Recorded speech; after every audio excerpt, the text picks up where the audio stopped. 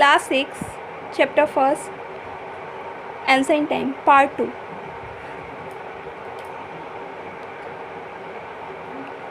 तो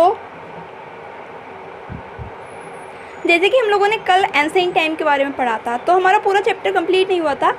आगे मैं कंटिन्यू करूँगी, उसे कंप्लीट करूँगी। उससे पहले मैं थोड़ा सा रिवीजन करती हूँ। हमने जो जो कल पढ़ा है उसका रिवाइज करते हैं।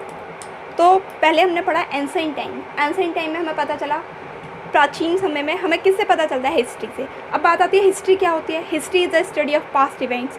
जो भी पास्ट के इवेंट्स हैं उनकी स्टडी करना हिस्ट्री होता है। हिस्टोरियंस ने इस पीरियड को 2 पार्ट्स में डिवाइड किया है। नंबर 1 आता है हमारा prehistory and then second one is history.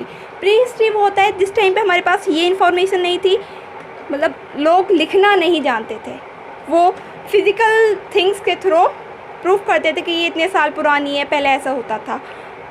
और हमारा फिर देन सेकंड जो टाइम पीरियड आया वो आया हिस्ट्री का, जिसमें लोग लिखना जानने लगे।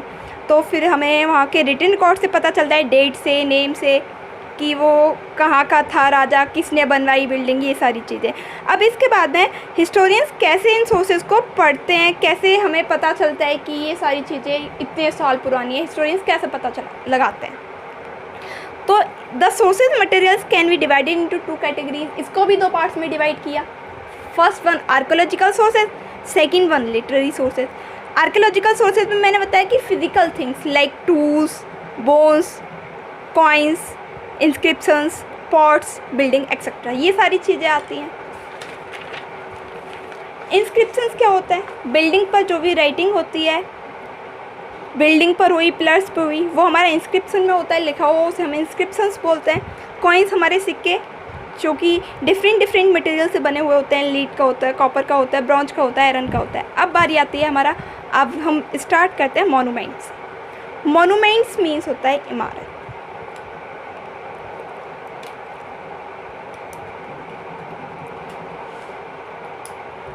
Temple, forts, places and other structures built for some special purpose are called monuments। जैसे कोई भी टेम्पल, मंदिर है, किला है, महल है, अदर बिल्डिंग्स हैं जो किसी स्पेशल पर्पस से बनाए जाते हैं, वो हमारे मोनूमेंट्स होते हैं। The study of old monuments provide valuable information about the occasions on which they were built, the artistic skill of that time, the religion promoted by the builders and so on. तो जो हम अब एक मतलब क्या ज़रूरत है ये इतनी पुरानी बिल्डिंग के बारे में जानने की? ज़रूरत है? नहीं, ज़रूरत है, क्योंकि हमें पता होगा कि पहले बिल्डिंग कैसी होती थी, जो सबसे अच्छी बिल्डिंग पहले की थी वो कितनी अच्छी थी, तभी तो हम आज एक उससे भी अच्छी बनाने की कोशिश करेंगे। तो इसलिए हमें ज़रूरत है हिस्ट्री पढ़ने की।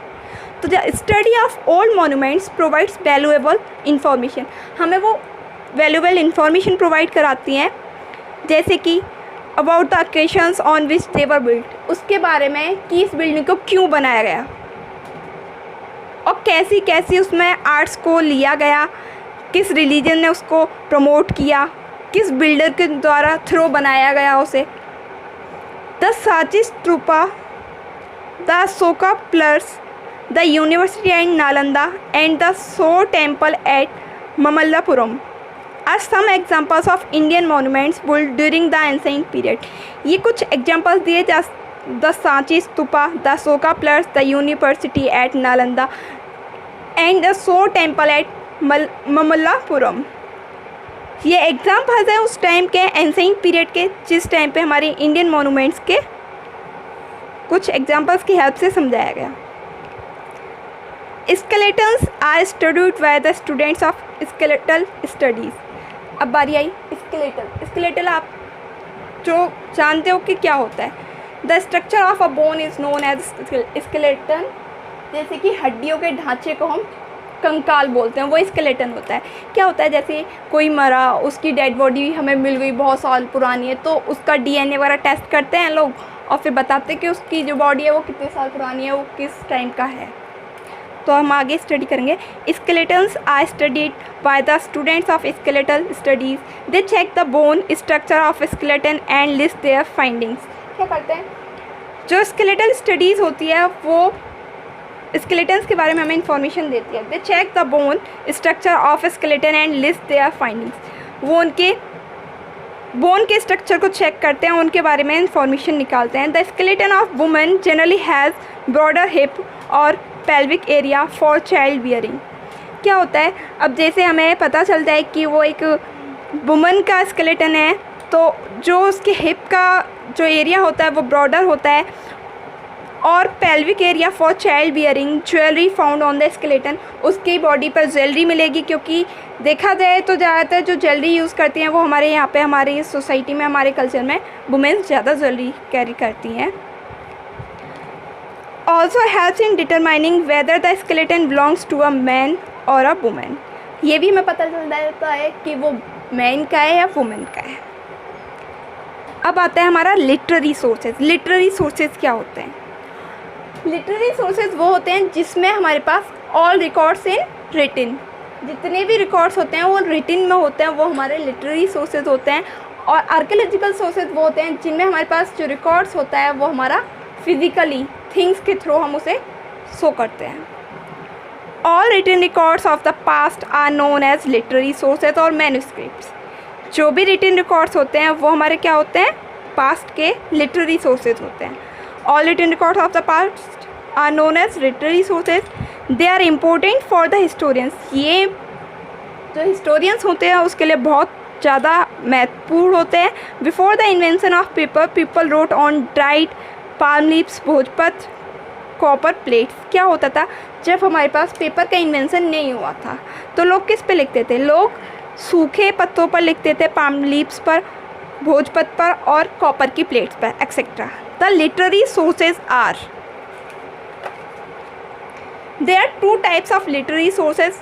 First one is religious literature, then second one is non-religious literature.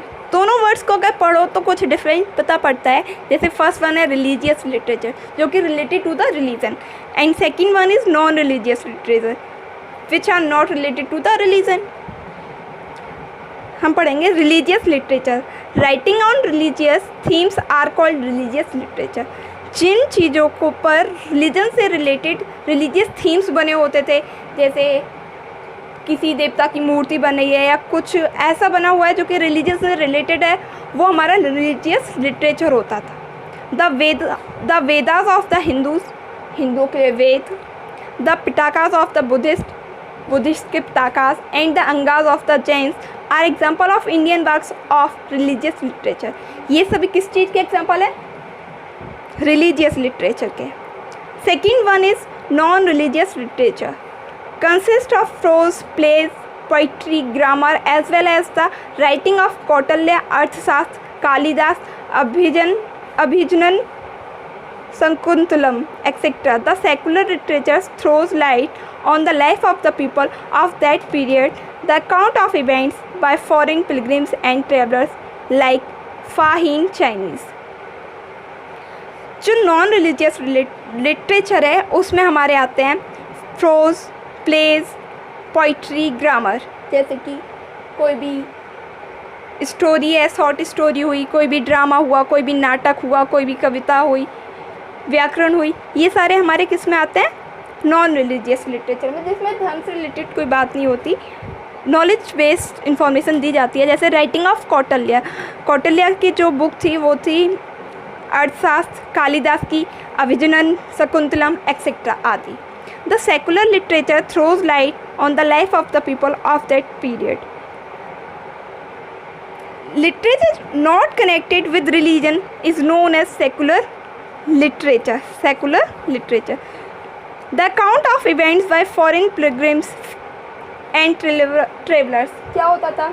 जैसे कि कुछ यहाँ पे फॉरेनर्स आए घूमने के लिए, उन्होंने कुछ बताया कि ये ऐसा है आपका, तो उससे रिलेटेड जो भी इंफॉर्मेशन मिलती है पास की। Ambassador likes Megasthenes Greek who visited India in earlier times are important sources of information about ancient Indian history and culture. जैसे कि हमें पता चला एम्बेसडर लाइक मेगास्थनीज ग्रीक जो कि इंडिया में आया था, are important sources of information about Indian history, जो कि हमारे लिए काफ़ी महत्वपूर्ण है। Sources of information about history and culture, हमें उससे कल्चर का पता चलता है। Now your chapter is complete.